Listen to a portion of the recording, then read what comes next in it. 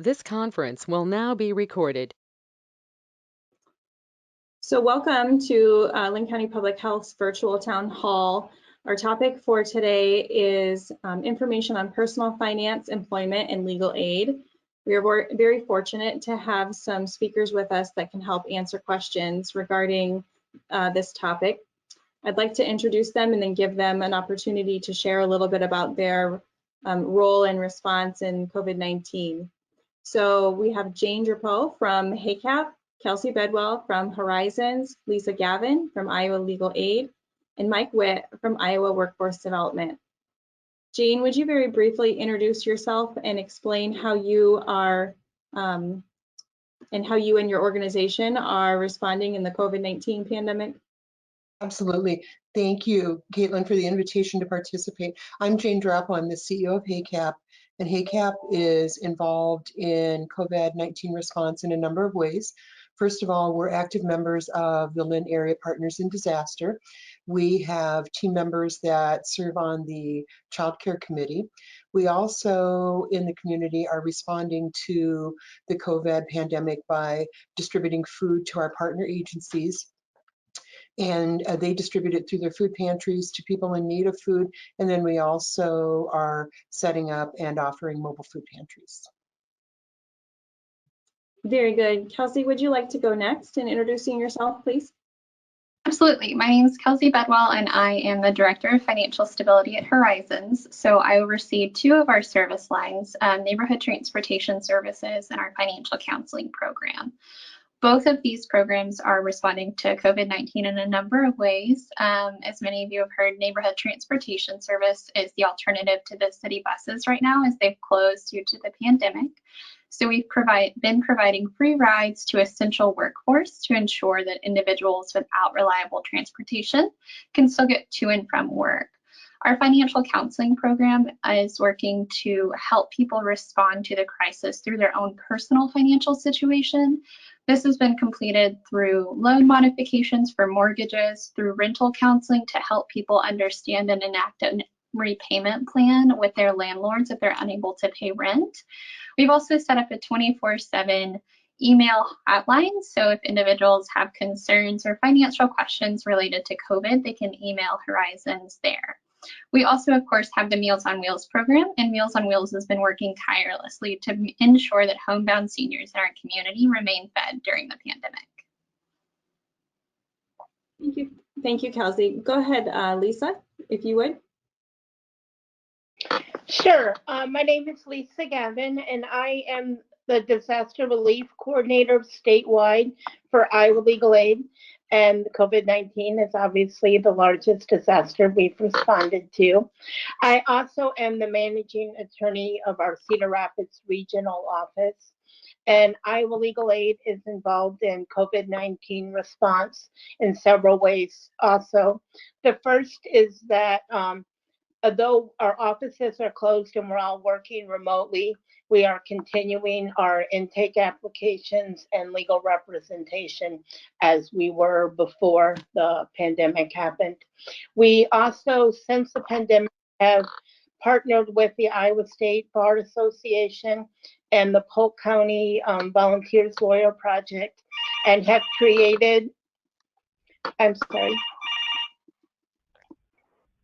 it didn't ring all day until I got here. I apologize. I'm going to put that on. Do not disturb.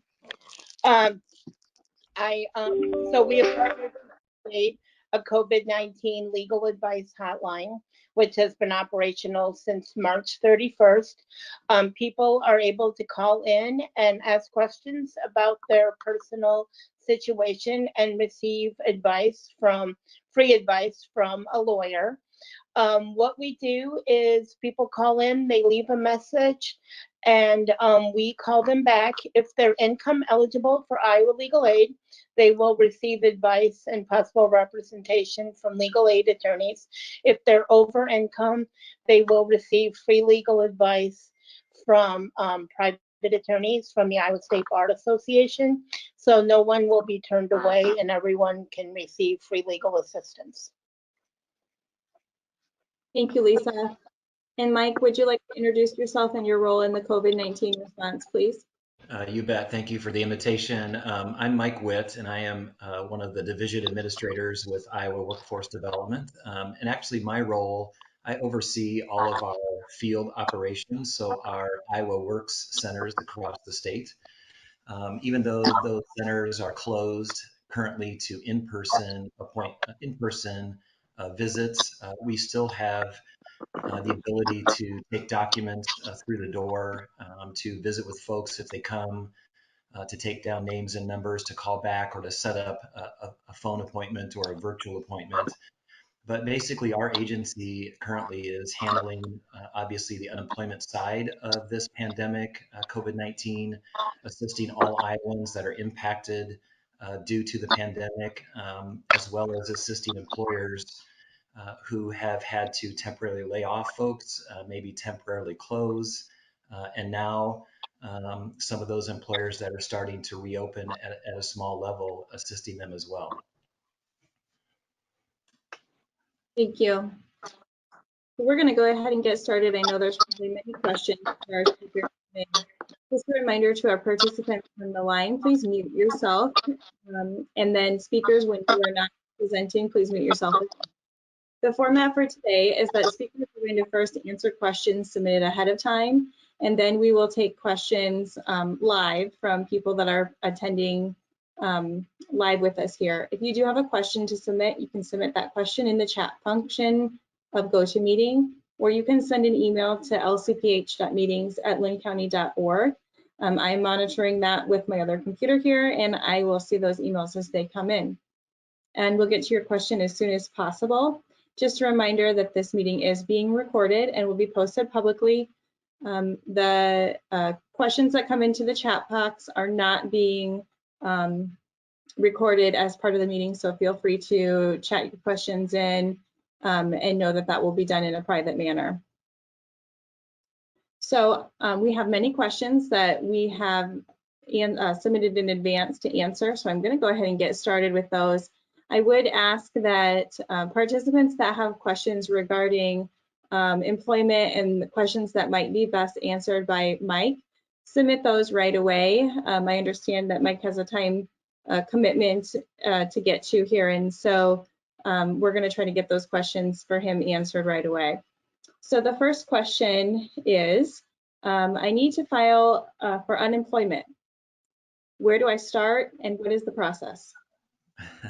Okay, that's a great question. Thank you for that. And I'll just share, I know there's a lot of questions out there, and that's a great one. Where do I start?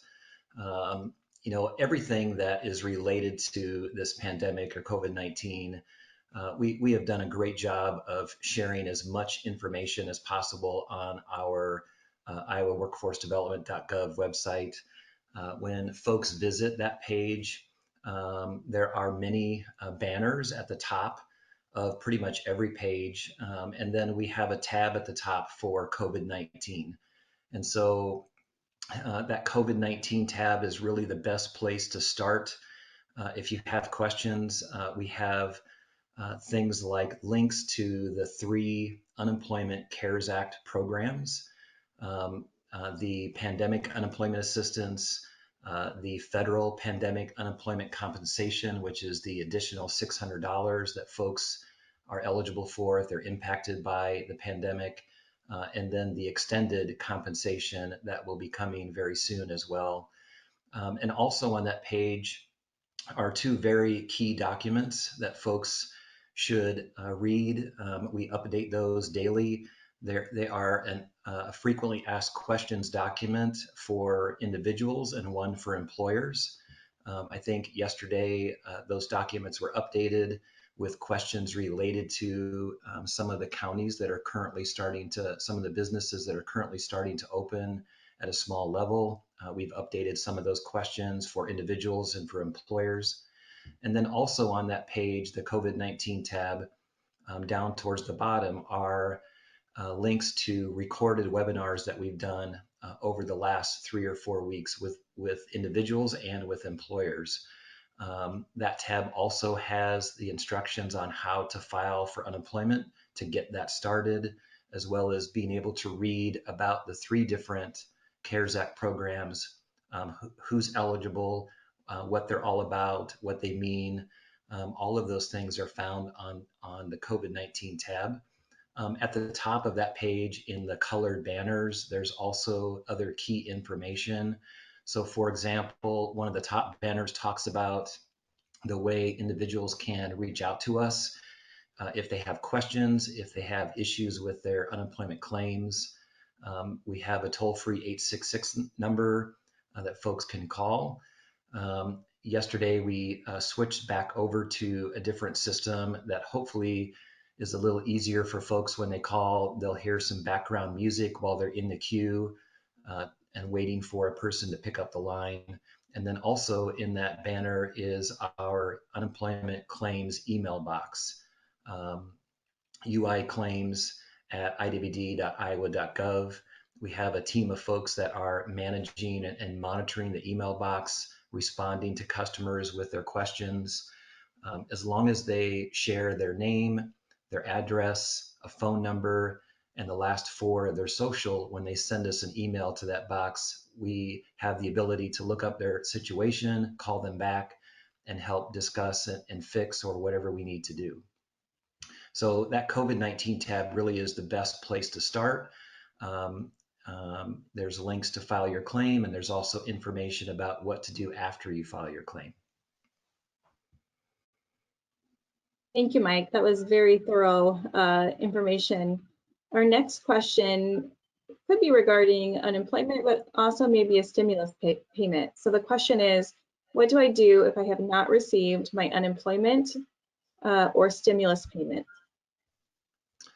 Well, I can cover that for the unemployment. Obviously, you know, the 2 best options are our toll-free 866 number. If there's issues with that, definitely send us that email through our unemployment claims email box with that basic information of your name, address, phone number, and the last 4 of your social, and we will be able to give you a call back, share your specific information, and help solve any issues that you have. Very good. Do any of our panelists know how we would be able to help our Linn County residents here regarding questions around stimulus payments? So maybe this is question 2 and 3 together here about when will I receive my stimulus check? There's a variety of different reasons why the stimulus check could be slower in coming than others. There is a portal on the IRS webpage where I believe you can check in to see what's going on with your stimulus check. That is also a common question that we receive on the hotline.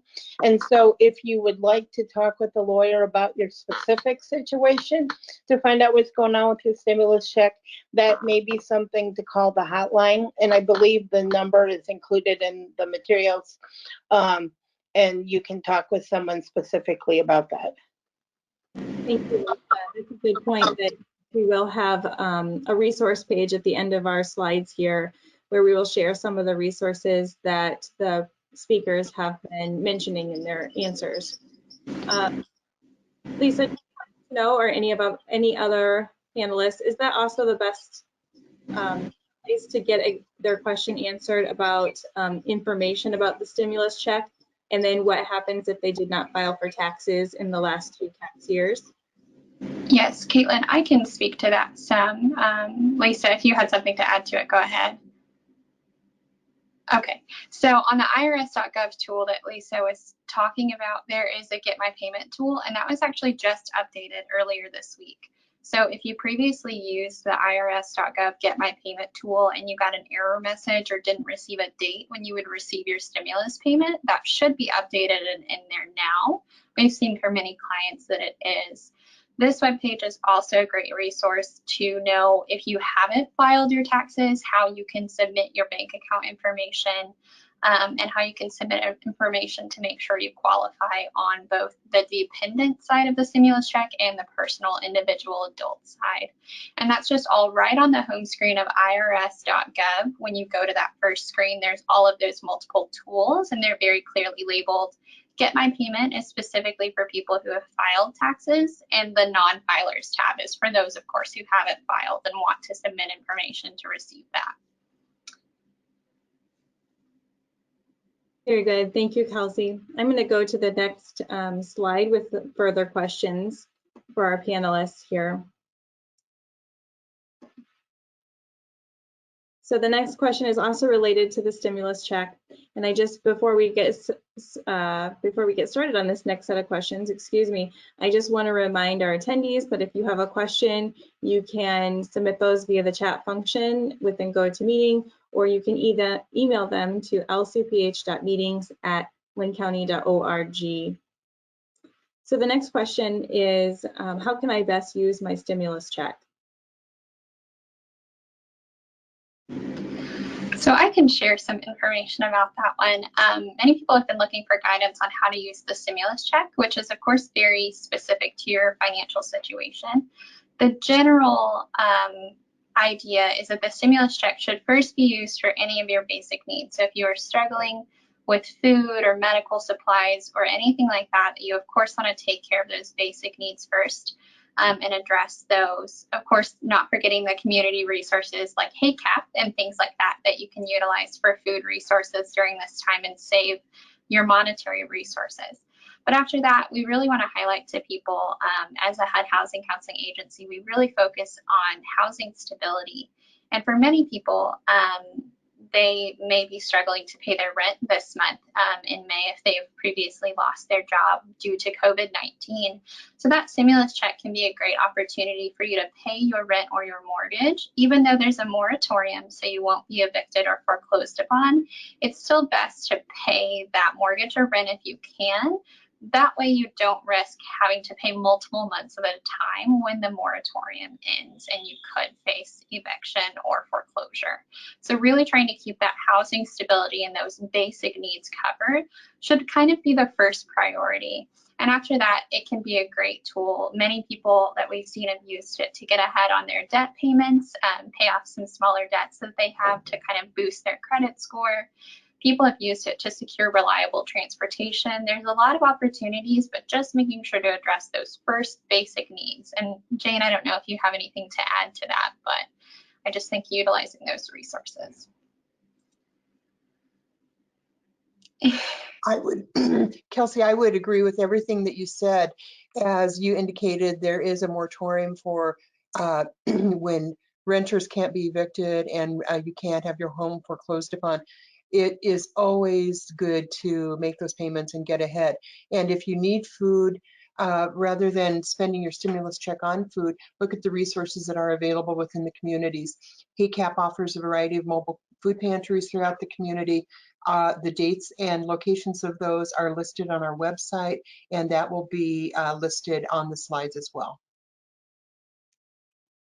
Okay, thank you. So Jane and Kelsey, both in your responses have started to answer the next set of questions on our slides here. So question number 7 is, can my landlord evict me for non-payment of rent? Oh, Lisa, I think you're still muted. Sorry about that. I can talk to that. As of right now, your landlord cannot evict you for non-payment of rent. There are protections under both state and federal law. The state law is that there is a moratorium on evictions for non-payment of rent through May 27th. So everyone in the state of Iowa is protected under that. There are some additional protections under federal law if you qualify for the CARES Act protection. And basically, you would qualify for that, and it delays evictions for non-payment of rent until July 25th. And you qualify if the building that you are in, if that is connected to the federal government in terms of promoting affordable housing. And sometimes those can be tax credit buildings or apartment buildings that were designed to be in the community's affordable housing, available to more people. And if you receive a Section 8 housing voucher, then you're going to be protected under federal law.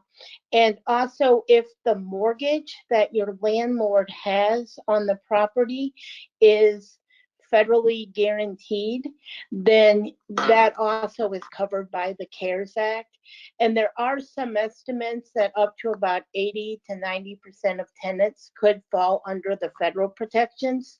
However, as a tenant, it is hard to know, except if you're getting Section 8 housing voucher, if your building qualifies for that or not.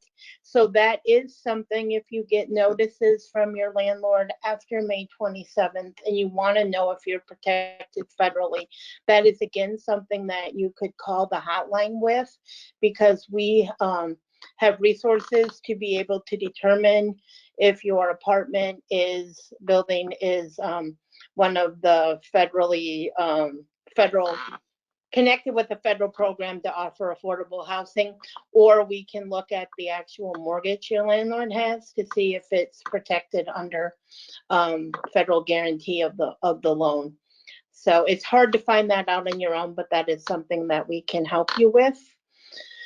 The other protection under the federal is that once July 25th hits, your landlord has to give you a notice, a 30-day notice to cure any back rent, which is different than under state law, which is only a 3-day notice. So it's very good if you can discover that you're protected under the CARES Act. The other thing with that is, as what Jane and Kelsey said earlier, even though your landlord cannot evict you for non-payment of rent at this time, it doesn't mean that your rent is not owed. You still continue to owe that rent, and after the moratorium, your landlord can bring actions for non-payment of rent. So to the extent that you're able to keep up with your rental payments, it's the best idea to do that, so you're not hit with kind of a double whammy of 2 months of rent or 3 months of rent when the moratorium ends. If you're not going to be able to keep up with your rent, talking to your landlord now, sooner rather than later, is, I think, the better course of action. And I am on some committees that involve both landlords and tenant right advocates. And I mean, landlords do understand some of the situation, and the more you can be proactive with them, the more they are willing, I think, to work with you after the moratorium ends. Very good. Thank you, Lisa. I think you probably covered question number 7 and number 8 for us. Just wanted to check with anyone else to see if there are other additions that you want to add to the question number 8, which is, are all evictions covered by moratorium, or are there exceptions? Is there anything else that we needed to add to that?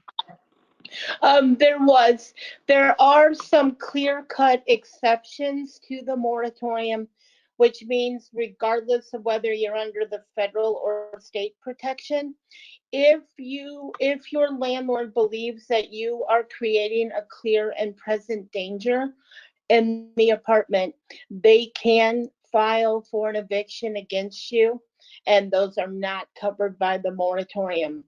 Those are fairly rare cases, but where we see them are if there is an incident of violence, maybe domestic abuse, and the police are called, that can trigger that provision.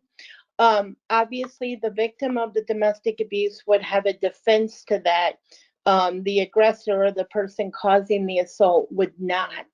So that is, again, something you'd want to talk to a lawyer about. If there's an incident of drug possession or drug dealing, that's going to fall under the clear and present danger. It can also be if there is assaults or threats between a tenant and other tenants, or tenants and the landlord that can subject the tenant making those threats or assaults to eviction under the clear and present danger. Okay, thank you, Lisa. This is all great information. I'm going to move along to question 9, which is, what happens if I own my home but I cannot afford the mortgage payments? So I can begin the answer to this, and then Jane and Lisa, if you have something to add, please do. So if you own your home and cannot afford your mortgage payment, you are protected under the moratorium, as Lisa outlined earlier with evictions. However, with foreclosures, there's a bit more action and onus on you individually to work with that. So what you'll want to do is reach out to your mortgage servicer directly. So whoever that may be, whether it's a local bank, US Bank, CRBT, Green State Credit Union, if you go directly to their website, every bank's website I've been to recently has a link directly on their front page that is going to have a link to the COVID-19 resources. And oftentimes that will provide you an email address, a phone number, or direct contact of who you need to speak to if you can't make your mortgage payment. And so what you'll want to do is reach out proactively before you miss your mortgage payment to attempt to get a loan modification. What this will do is defer your payments that you should be making and are unable to make, either to the end of your loan. It can defer the payment date if you're simply waiting on your unemployment or stimulus check to come in to make the payment. But whatever the reason may be, you will want to work with your loan servicer to try to move that payment date or delay it so that you don't have a late payment on your record, on your credit score, and so you can get that loan modification to ensure that you don't, as Lisa said earlier, get hit with that sort of double whammy and have multiple mortgage payments due when this moratorium is all over. Yep, I would like to just kind of follow up on that. Is regarding a foreclosure is under Iowa law. Those are done through the court system, and you will not be foreclosed on until a judge has determined that a foreclosure should issue. And then there are some protections after that to allow you to delay the sale for a little bit of time. So even though no foreclosures can happen right now through May 27th, this is a really good time to be talking to both Horizons for their help with loan modifications, but also if you're served or there's a pending court action, to talk with an attorney about what your rights are so that the right documents can be filed. I have been doing foreclosure defense since the crisis in 2008. And one thing I can tell people is that you get served with the foreclosure papers and you think it's the end of everything, but it does not have to be. There are protections under state law not related to COVID-19. COVID-19 just gives you some additional ones. And there are also ways to work with financial counselors, Horizons being one of them, Iowa Mortgage Help, that can help you to work out something with your mortgage company to hopefully be able to save your house. Because what I can tell you is mortgage companies and banks did not go into this to get houses and then have to sell them. It cost them a lot more money to do that than to work something out with you. So just know that all hope is not lost at that point. But again, being proactive is the best thing that you can do. And I will know when I have called my bank to make a mortgage payment, the first thing they say is, are you affected by COVID-19? Do you need help related to that? So definitely work with them now.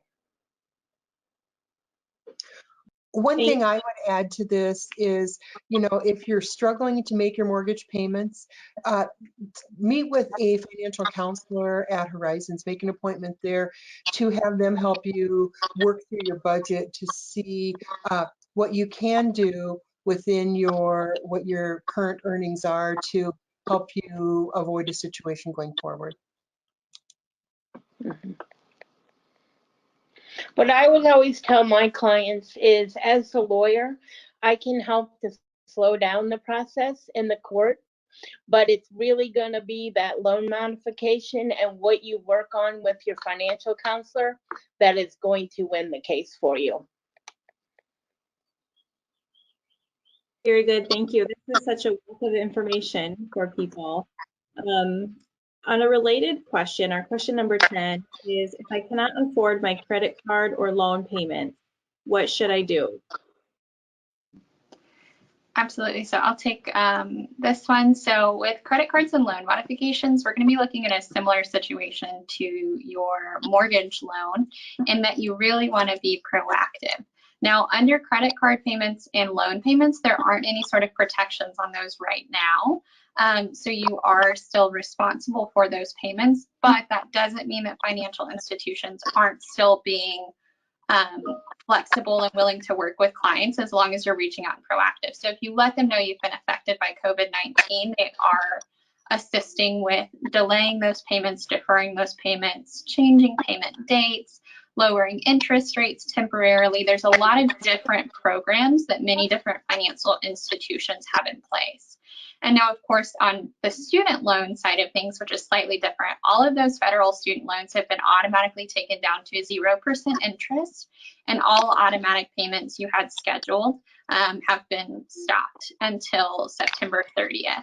And so that's one of those payments that potentially, if you feel you may not be able to afford a credit card or a loan payment, some of those student loan payments can flex and help you adjust to that in the time being.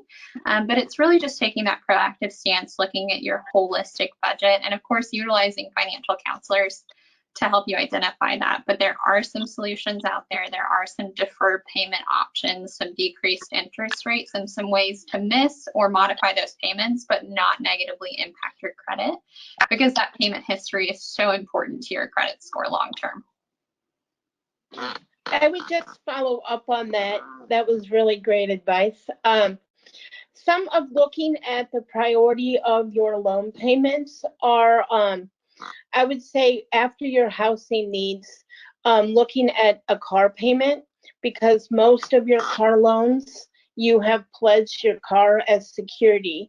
So if you need that car for work or medical appointments or things like that, that one's going to go a little bit higher up on your priority list.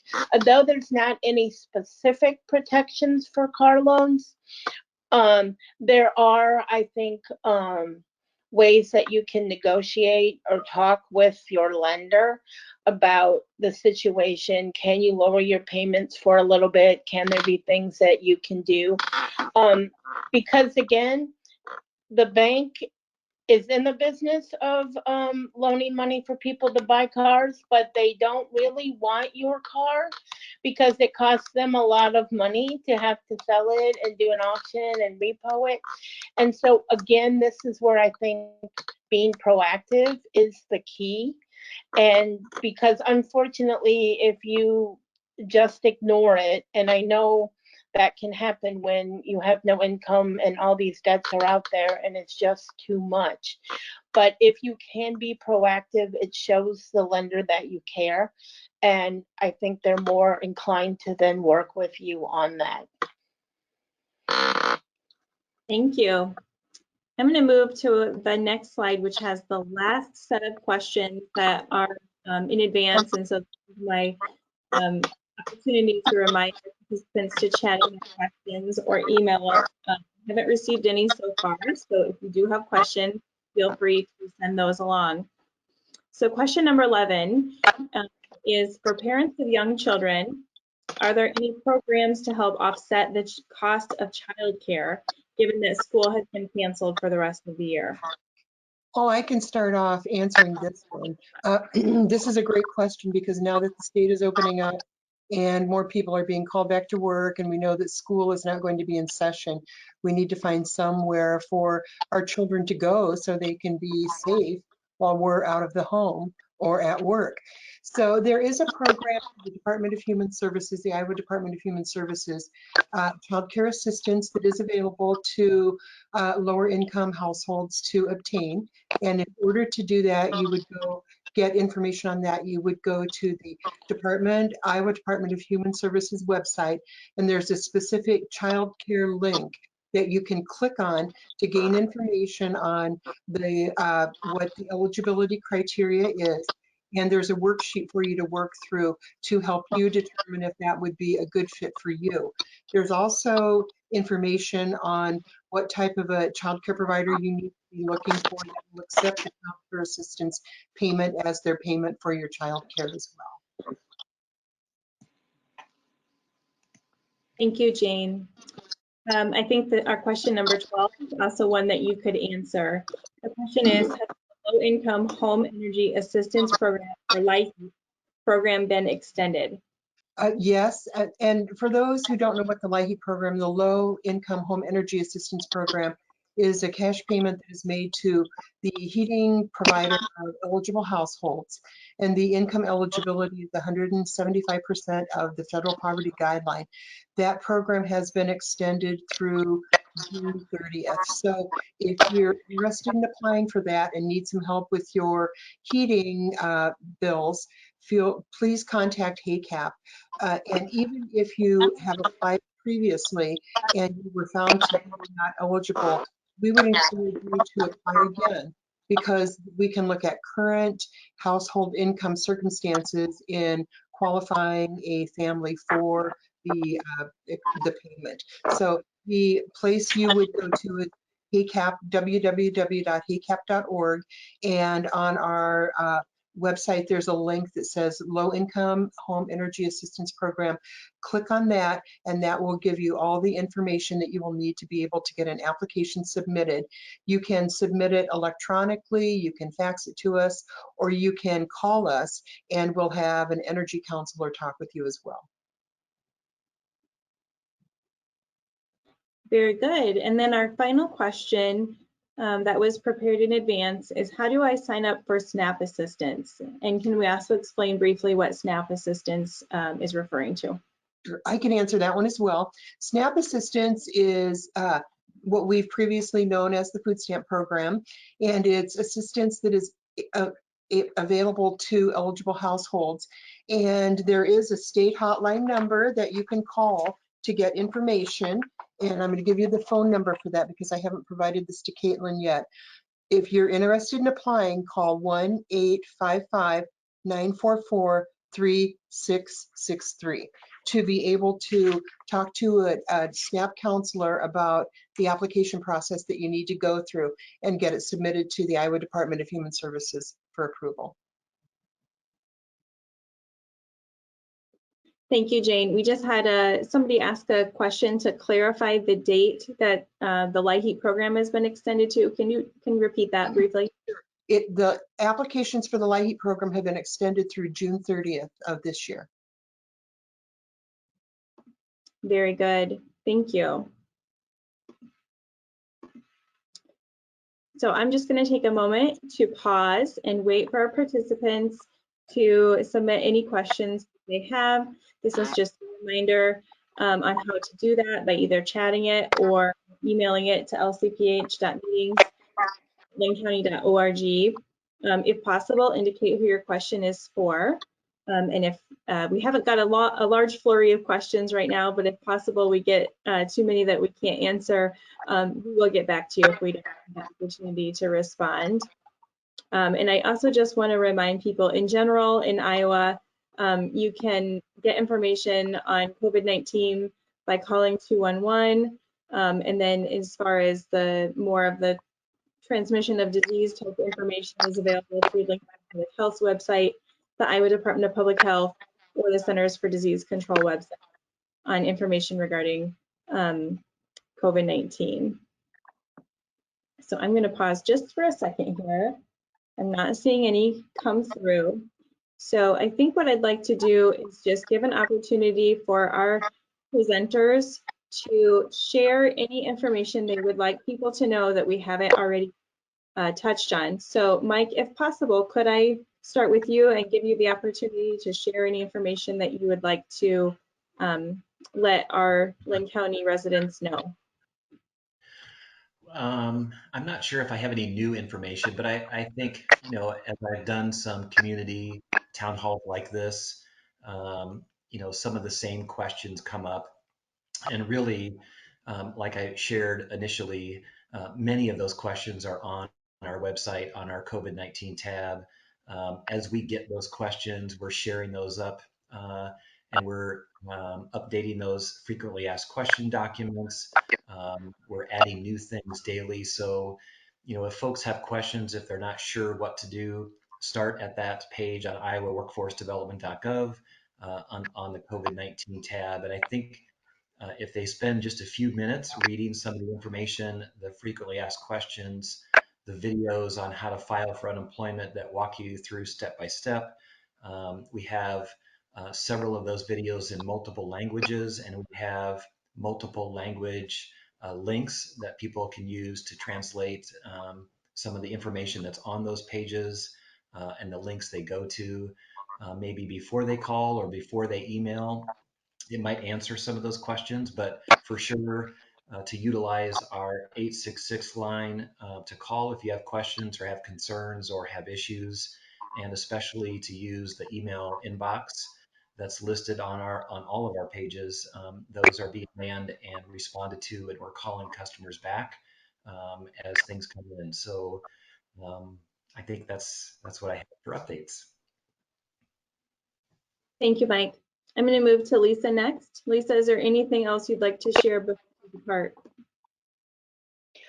Sure. I just wanted to talk a little bit about the kinds of cases that we see and are able to help with on the hotline.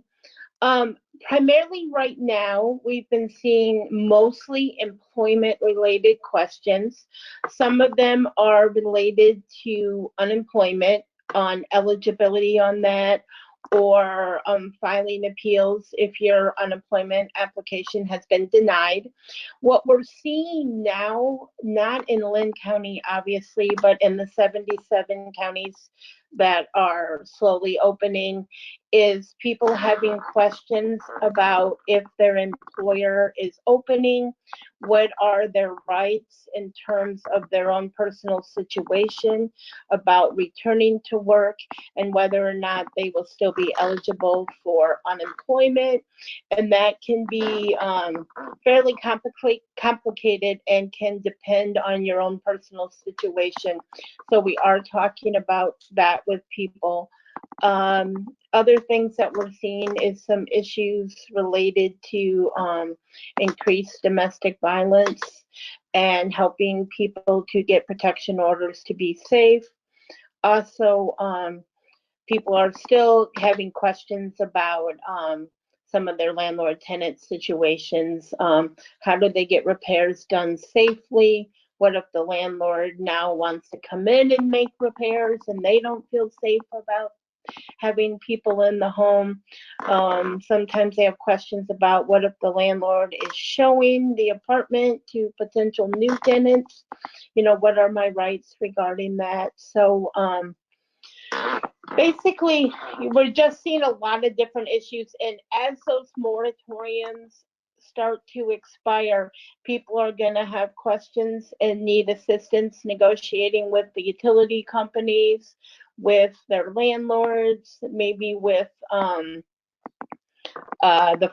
the banks and their mortgage companies, and those are things that Iowa Legal Aid will be able to be here to answer those questions going forward. So you may not have a legal problem now, which hopefully you don't, but if you do in the future, we plan on keeping this hotline going, and our office will be open to be able to help people with these issues. All right, thank you, Lisa. I'm going to move to Jane next. Jane, are there any parting words you'd like to share with the participants about your perspective and information that people need to know? Well, certainly, one thing that I would like to share is the utility moratorium has been extended through May 27th. That means during that time, your utilities cannot be shut off, and this is not just for people that have applied for LIHEAP, but it's for anybody in the state of Iowa. So even though there's a moratorium in effect and your utilities cannot be disconnected, that doesn't mean you shouldn't continue to make payments, a small payment on your bill. Please do that so you're not facing a very large amount due when the moratorium does come to an end. And also, if parents are looking for a child care provider, if the one that they had been using prior to COVID-19 is no longer available, you can go to Child Care Resource and Referral, and that is a website, Child Care Resource and Referral. If you just Google that, and you can get in touch with a child group that will tell you where the child care vacancies are within our community. Thank you. And then Kelsey. Absolutely. So to actually add on to what Jane said, she mentioned a really great point that some people are having to change their childcare providers during this time because of COVID-19. And one thing I want to point out is that NTS provides rides to essential employees, but that also includes the employees that have children that need to go to daycare. So if you're an essential employee and you have a child that needs to be dropped off at daycare, as long as it's scheduled 24 hours in advance and there's time in the schedule permitting, because it is first come, first served basis, as long as you're in the vehicle, you drop the child off at daycare, then NTS can provide the ride to work, pick you up, and stop by childcare on the way home. That is a service that we provide as time permits. And so that can be a great option if all of a sudden your childcare goes from being a walk down the block from your home to the other side of town. That's a really great way to make childcare still accessible and affordable through those rides, as long as you're an essential employee and qualify. And that's a service that NTS offers year-round, schedule permitting, even without the crisis. If you have a childcare transportation need before or after work, we can typically coordinate that for our riders.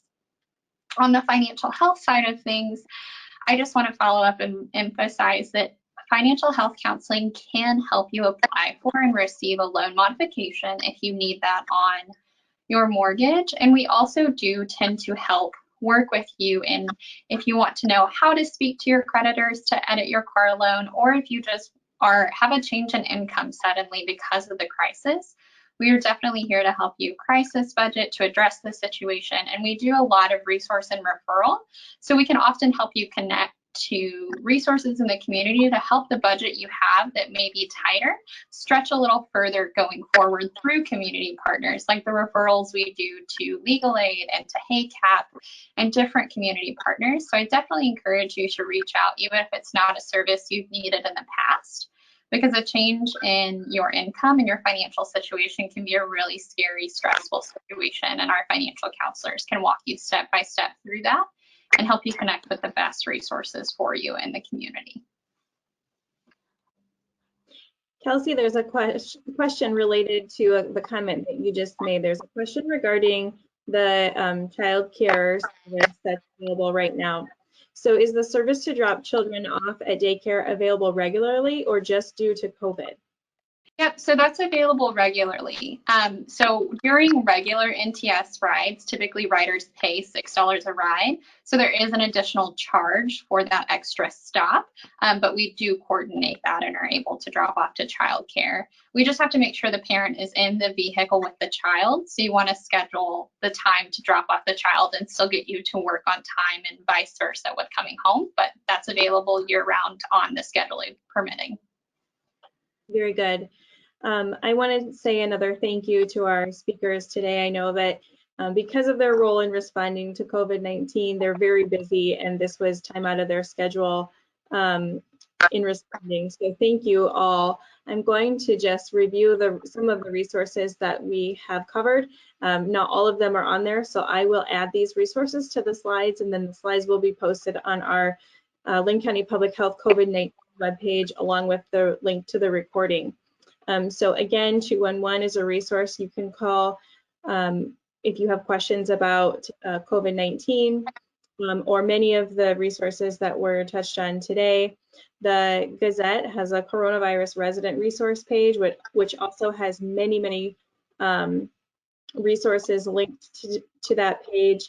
Linn Area Partners Active in Disaster has information as well. And then the COVID-19 legal advice hotline that Lisa mentioned. Also, the Horizons financial counseling email and a good article to read on protecting your finances during the coronavirus, and the link to HACAP. And Mike, we will get the Iowa Workforce Development information added to the slide. I also got a message from our Linn County Veterans Affairs Director, Don, who's joining us today. He wants to remind everyone that if you're a veteran and you have served 90 days beyond training, that you can call the Linn County VA's office, as there may be additional assistance with programs available. And that number is 319-892-5160. Thank you, Don, for reminding us of that resource as well. That's great information. The next virtual town hall will be held on Friday, May 8th, and the topic that we are planning to discuss is COVID-19 testing. We know there are many questions around COVID-19 testing for Iowans and people in Linn County. So that is the plan topic that we have for next week. We thank everyone for joining us today and for all of our speakers for getting this vital information out to our community. So thank you again. Thank you.